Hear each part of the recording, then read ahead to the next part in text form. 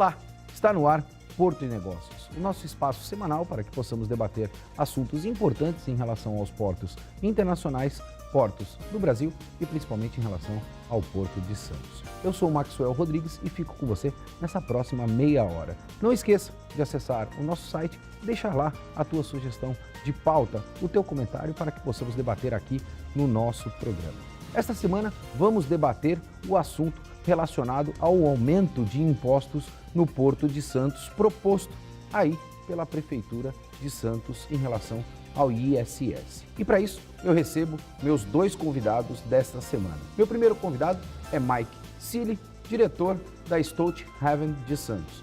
Mike, obrigado pela presença aqui mais uma vez, é sempre um prazer te ter aqui conosco.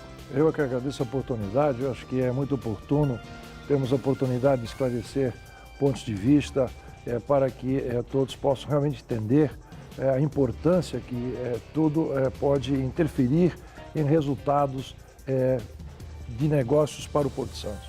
Não tenha dúvida disso. Meu segundo convidado é João Menano, presidente da AMA, Associação de Empresas do Complexo da Alemoa. João, obrigado pela tua presença aqui. É um prazer também ter um profissional como você, com o teu conhecimento, para que a gente possa explorar todos esses temas importantes para a nossa região.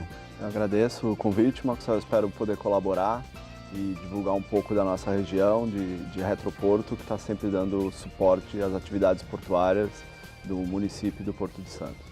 Para iniciar o nosso debate, nós falamos aí em relação às questões de aumento de impostos, não só no nosso município, na nossa região. Vou começar com você, Mike, pelo teu conhecimento internacional e vou me focar nos Estados Unidos. A gente percebe que o presidente hoje, Donald Trump, vem fazendo uma força muito grande para diminuir impostos nos Estados Unidos, para potencializar a economia e, fruto desta economia forte, ter um maior volume de arrecadação, atraindo assim para aquele país investidores, para que possam fazer os investimentos que são necessários. Me parece que isso tem total aderência com as necessidades que nós temos no nosso país. E a gente ainda continua com o modelo antigo, ou seja, aumento de impostos para cobrir rombos que nós temos nas políticas, sejam elas municipais, estaduais ou federais, e não impulsionando a economia da maneira como se deve ser. Isso é uma boa leitura desse processo todo, Mike? Quando a gente olha, você bem colocou os Estados Unidos. Se os Estados Unidos têm que fazer essa revisão das taxas para ser competitivo no mercado internacional, que hoje em dia ele é muito, muito, muito competitivo, nós olhamos por que eles fazem isso. Porque eles estão competindo com a China. O custo hoje em dia da China é um dos menores custos possíveis no mundo.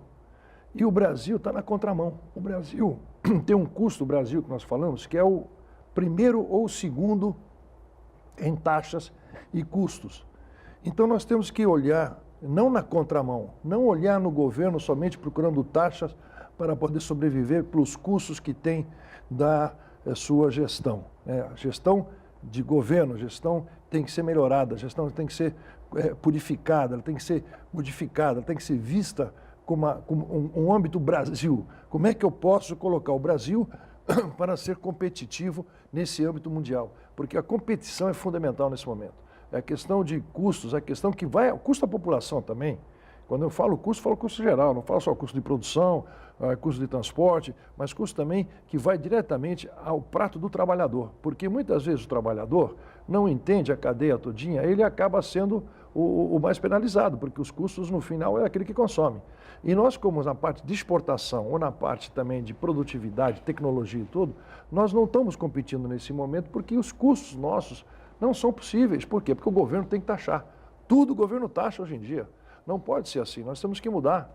Nós não temos condição mais de seguirmos com esse matriz que o governo estabeleceu e que quer continuar estabelecendo. Então eu acho que a sua colocação é muito pertinente, muito preocupante, eu diria. Nós temos que procurar alternativas que possamos realmente equalizar o Brasil na competência nacional. João, preciso também ter a tua visão em relação a este ponto, porque honestamente falando, no meu entendimento, eu acho que a gente ainda não conseguiu transformar o modelo econômico que nós necessitamos para o nosso país. Qual é a tua visão em relação a estas questões? Você acredita ainda que aumento de impostos para suprimir as deficiências orçamentárias dos municípios, estados e da federação, sem que você tenha uma política econômica para potencializar os investimentos nos portos e também nos outros segmentos, vai contribuir para que a gente se transforme, para que a gente se reinvente nos portos do Brasil? De maneira nenhuma. Acho que o Brasil, de dimensões continentais, conseguiu abrir a legislação e abrir terminais portuários ao longo de toda a costa, né? E agora fazendo um foco muito forte no Arco Norte, e vai acontecer fatalmente.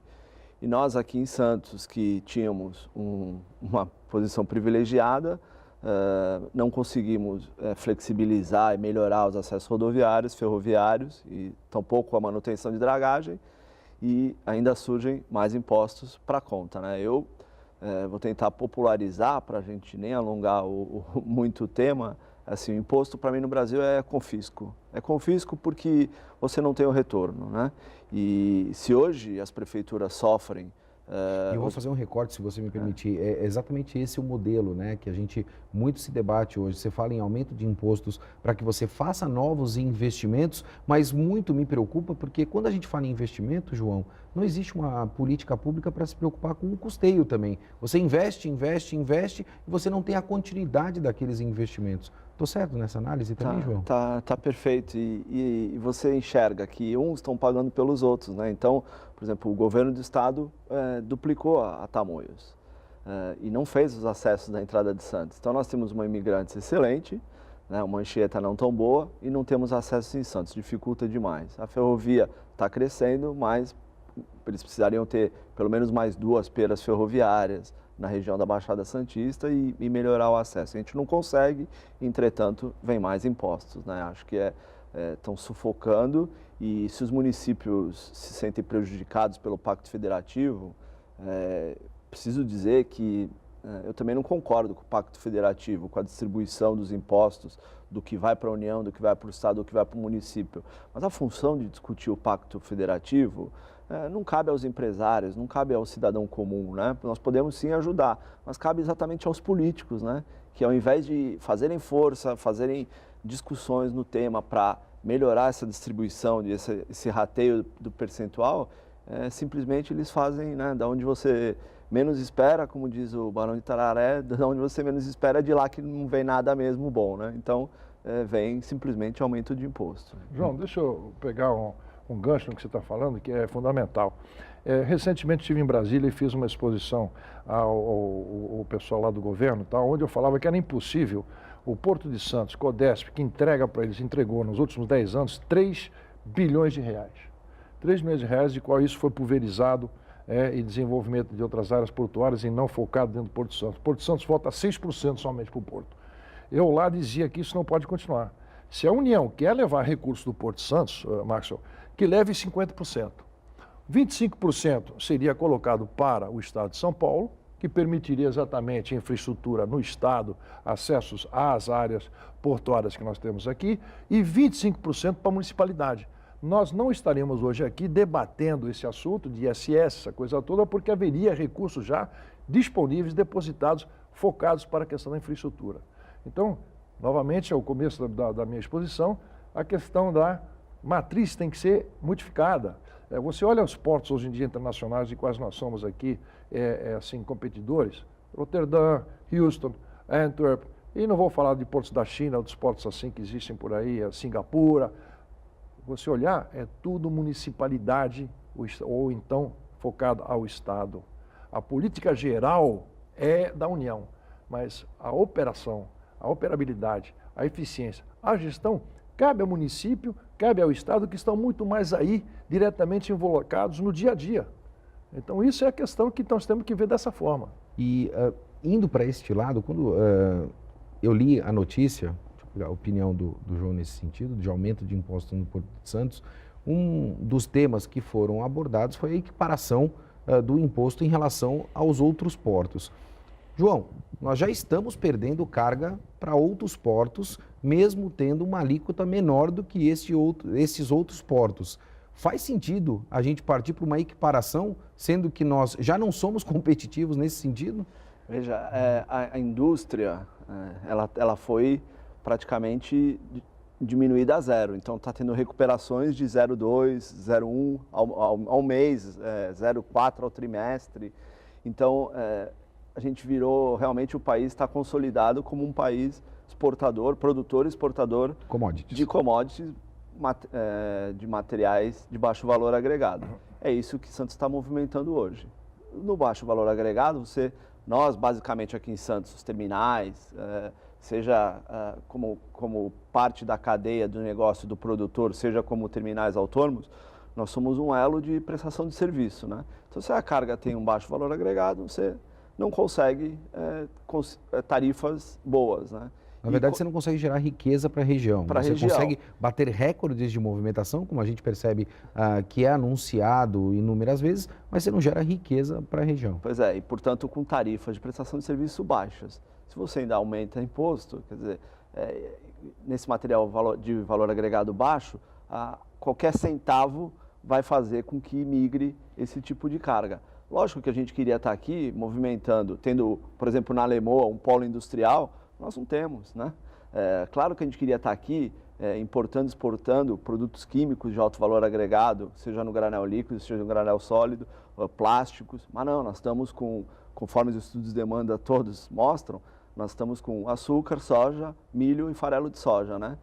E é impressionante a criatividade, né? Que o empresário aqui consegue ter, né? A gente retroagiu 100 e poucos anos, né, voltando a exportar bezerros vivos, né? A gente já estava numa fase de exportar picanha industrializada, carne industrializada, agora retroagimos. Temos que fazer o que sobra. João, incrível agora, que eu li essa notícia também, eu preciso fazer esse comentário, né? O Porto de Santos volta a movimentar animais vivos, né? E eu tive esta mesma análise que você teve. Eu falei assim, gente, como é que a gente consegue retroceder tanto, né? Porque ao invés de exportar o café, por que nós não temos aqui fábricas que produzem efetivamente as cápsulas de café para serem consumidas no mundo? Você tocou no assunto de Retroporto e eu quero explorar um pouco mais isso, principalmente como você, ocupando a posição de presidente da AMA, qual o papel efetivo da AMA no Porto de Santos, João? A AMA hoje representa 25 empresas, estão sediadas numa área de 2,5 milhões de metros quadrados, né? E como uma área acessória às atividades portuárias, apesar de ter os berços de granéis líquidos e uma possível expansão em um terminal privado, basicamente são Redex, Clias e depots que estão ali instalados e transportadoras, sempre para dar apoio no Porto de Santos, fazendo uma estufagem, uma desova de container e armazenando containers vazios e tal.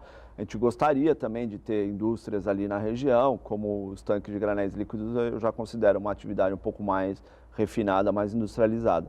É interessante que é uma área que tem um binário perfeito, né? Tem uma avenida que tem um sentido, a do meio tem um sentido duplo e a outra tem um sentido de retorno. Então, um binário perfeito. Mas ainda falta um viaduto ali, com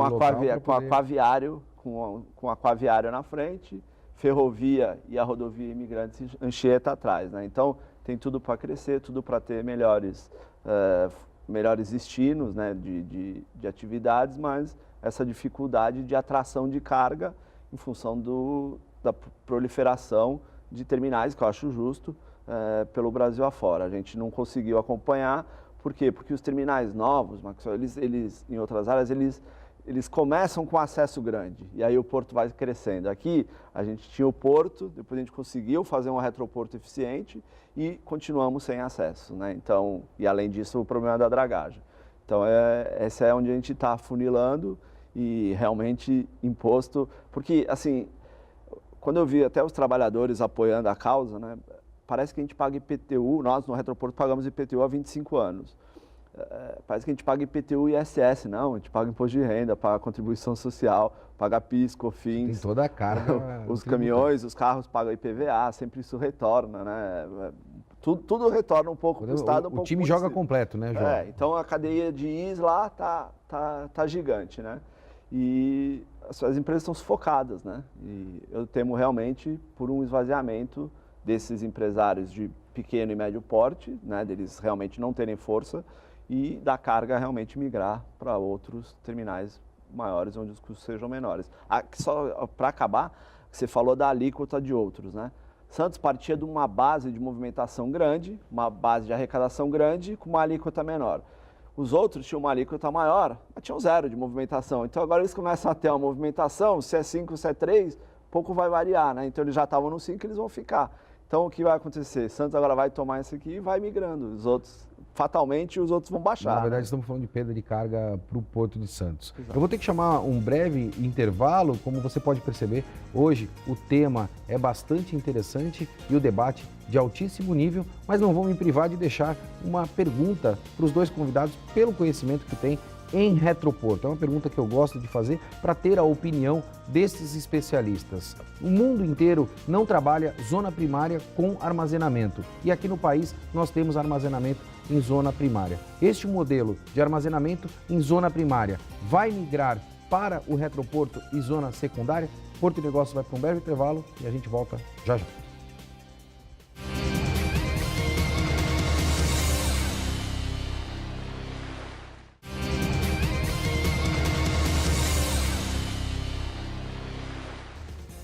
Estamos de volta com Porto e Negócios, eu sou o Maxwell Rodrigues e não esqueça de acessar o nosso site e deixar lá o teu recado, o teu comentário para que possamos debater aqui no nosso programa.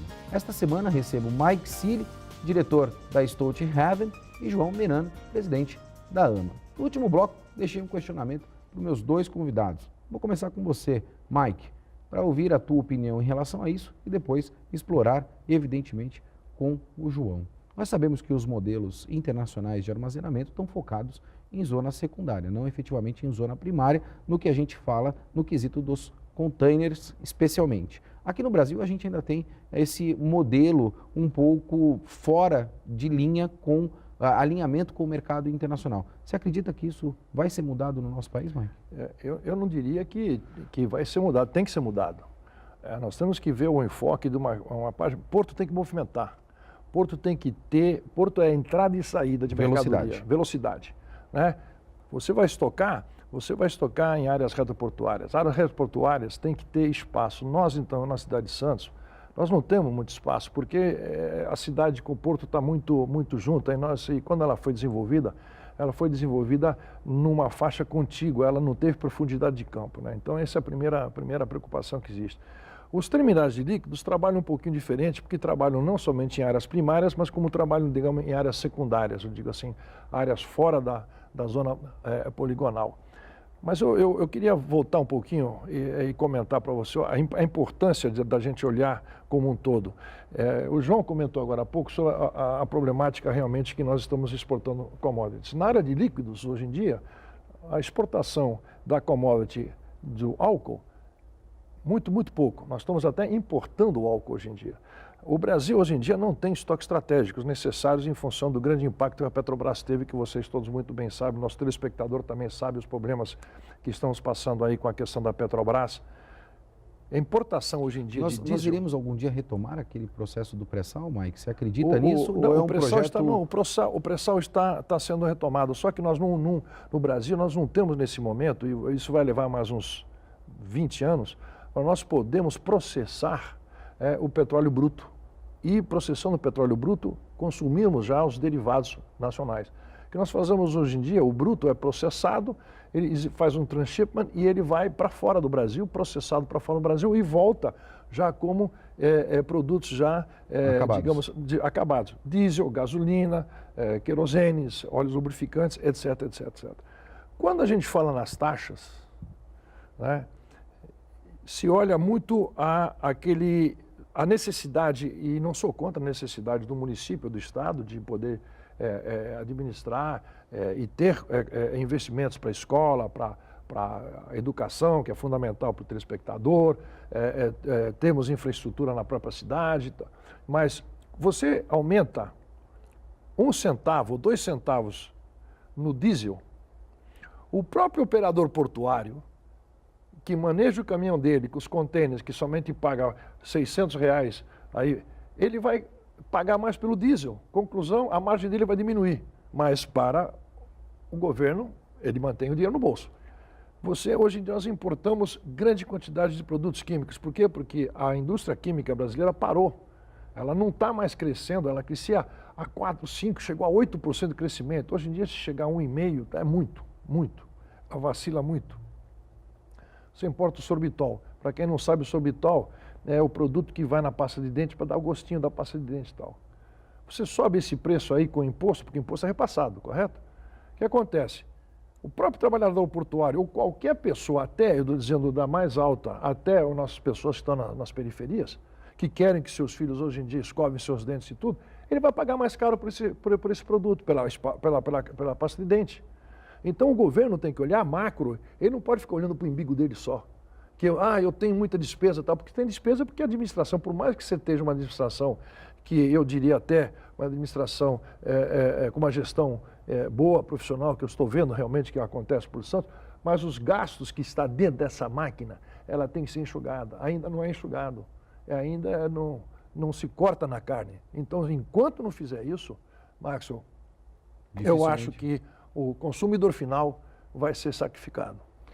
João, deixa eu pegar a tua opinião em relação a essa questão da zona primária e zona secundária e quero complementar com um segundo questionamento. Nós estamos percebendo aí o anúncio da redução da taxa Selic para 7%, o que possivelmente vai ter maior disponibilidade de crédito no mercado a partir do ano que vem. Isto é um risco para os mercados do modo geral e para o mercado portuário também, uma vez que o empresário, de um modo geral, ou boa parcela dele, ainda não tem uma boa educação financeira em relação aos custos de tributos que nós temos no nosso país? Não, eu acho que a baixa na taxa de juros é sempre um incentivador para o empresário que está sempre pensando em empreender, e o brasileiro tem muito essa característica. Eu acho isso realmente uma coisa positiva. Queria voltar no tema do porto na cidade. Hoje o porto representa 2/3 da arrecadação tributária da cidade, né? Então a cidade e a região teriam vários outros. Seu programa chama Porto e Negócios, né? Mas também tem outros negócios, não porto, né? Tem porque turismo, porto, existem vários negócios que orbitam o porto, pois né? Pois então turismo, gastronomia, uma série de atividades, o próprio comércio em si, que também podem ajudar mais e se não tiver a movimentação no porto, que gera esses 2/3, tudo isso, todas essas atividades correlatas vão sofrer. Né? Se hoje os municípios sofrem mais com despesas em escolas públicas e em atendimento SUS, é exatamente pelo alto desemprego que tem no país, né? 12 milhões de desempregados, quer dizer, as pessoas que perderam emprego deixaram de ter acesso a convênio médico, deixaram de ter a possibilidade de ter seus filhos em escolas particulares, estão sobrecarregando o Estado, né?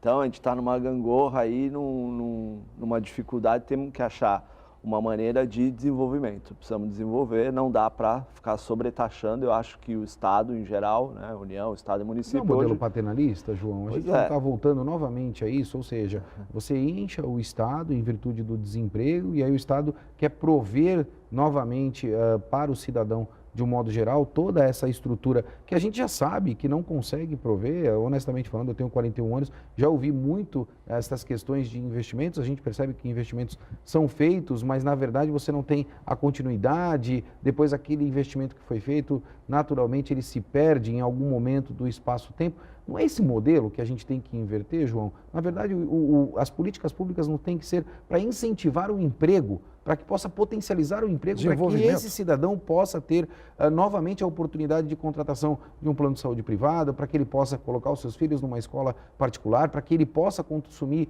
nos restaurantes da cidade. Eu estou falando isso do trabalhador portuário, né? Porque, como você mesmo disse, é porto e negócios. Então, todos os negócios que orbitam estão diretamente relacionados a essa atividade portuária. Eu me lembro sempre do discurso de posse da Margaret Thatcher, né? Que ela dizia, né? Não existe dinheiro público, né? Existe o dinheiro de impostos que o setor público toma de quem trabalha e produz riqueza, né? Então a gente espera que realmente esse recurso seja bem aplicado, mas que ele tenha uma aplicação que não sufoque a capacidade que as pessoas e as empresas têm de pagar. E acho que é isso que acontece no Brasil. Eu queria só complementar a questão, nós estamos falando dos 7% da taxa Selic. Comigo eu tenho um pouco de preocupação. Porque ela está linkada também à inflação. A inflação agora, eu pude ver hoje, na inflação mais baixa que nós tivemos, acho que nos últimos 10, 15 anos por aí. Nós vamos ter a melhor... Se nós conseguirmos balancear esses dois, aí nós teremos a continuidade de desenvolvimento. E é isso que nós estamos pleiteando, que permita que nós possamos ter uma análise... Só um recorte, isso está vinculado à capacidade de novos investimentos? Sem dúvida, porque vai permitir que a classe executiva, com o desenvolvimento que nós estamos fazendo nesse momento, está investindo 60 milhões de reais na ampliação das nossas instalações. Tem 3 terminais na área da Alemoa também, para você ver a importância da área da Alemoa, que devem investir nos próximos 3, 4 anos 300 milhões. Então nós estamos investindo, porque nós acreditamos no Brasil. Nós estamos dando a nossa participação para o desenvolvimento do Brasil e da região. João, a gente está encerrando o programa, eu sempre encerro o programa fazendo um questionamento e hoje eu vou me permitir fazer 2 questionamentos para você. Eu já fiz isso para o Mike anteriormente, o Mike é sempre aqui cadeira cativa no nosso programa, mas vou fazer hoje esse questionamento para você, na verdade, colocar 2. Pela tua visão, sendo presidente da AMA e tendo aí toda a expertise nas questões de retroporto também, João, qual é a prioridade de investimento para este segmento, para esta área do Porto de Santos? E a minha segunda pergunta, pergunta típica do nosso programa, quem é João Menano? Tá. Eu entendo que na Alemoa a necessidade hoje premente de novos berços para o segmento de granel líquido e o acesso, pelo menos como rota de emergência ali da região, né? Antes de falar quem é João Menano, queria dizer que Santos tem que tomar muita atenção, né? A gente tem que trabalhar, tem que ler muito, porque os chineses que estão aí comprando, os primeiros grandes investimentos chineses foram junto com a W Torre num terminal no Maranhão, e o segundo investimento que surpreendeu muita gente foi a compra do terminal de contêiner de Paranaguá. E não vieram aqui investir em Santos. Tivemos mais recentemente a compra da totalidade de um grande terminal por uma empresa internacional aqui no Porto de Santos também. Em troca da dívida, né? Sem dúvida. Ele já era sócio e ia ter a dívida, né? E em Santos, os exemplos que nós tivemos foi que a celulose, que é um produto importante na pauta de exportação do Brasil, com construções de grandes fábricas, teve uma licitação no Porto de Santos que deu deserta. E a venda lá dos terrenos da Prodesan também teve uma licitação que deu deserta. Então, se formos só nós a olhar isso, mais ninguém quiser, que todo mundo quiser se esconder no seu buraquinho, eu acho que a gente vai ter problemas sérios. O João Menano é um santista... Desculpa, João, deixa eu fazer esse recorte. Esses problemas sérios que você menciona, nós estamos falando em que periodicidade? Daqui a 5 anos, daqui a 10 anos, ou já estamos vivendo esses problemas? Não, já estamos vivendo há muito tempo, com afunilamentos, com filas, com gargalos, com problemas de segurança, os terminais de granéis líquidos todos com portarias blindadas, cargas sendo roubadas, funcionários saindo do seu trabalho sendo roubados, afinal temos 12 milhões de desempregados no país, que é muito preocupante, a gente precisa ter uma força de geração de emprego, né?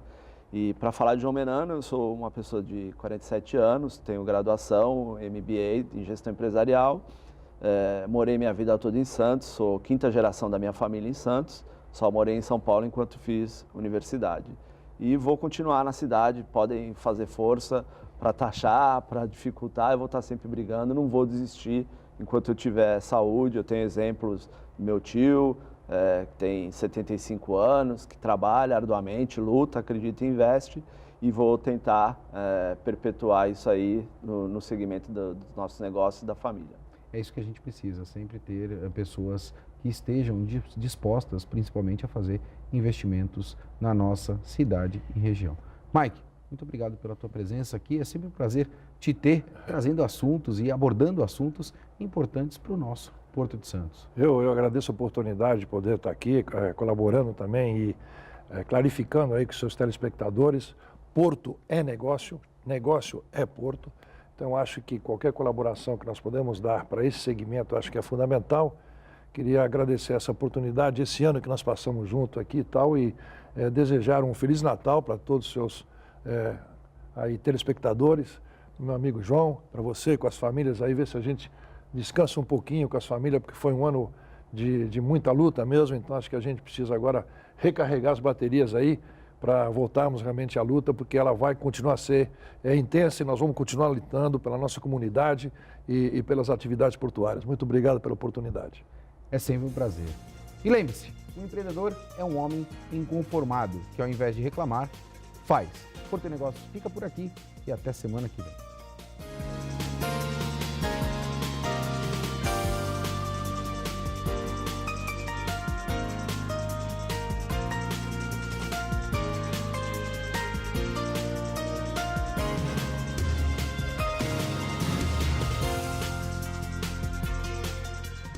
Porto e Negócios. Apoio Brasil Terminal Portuário. Acreditar e inovar. Mareste Telecomunicações e Grupo Mendes.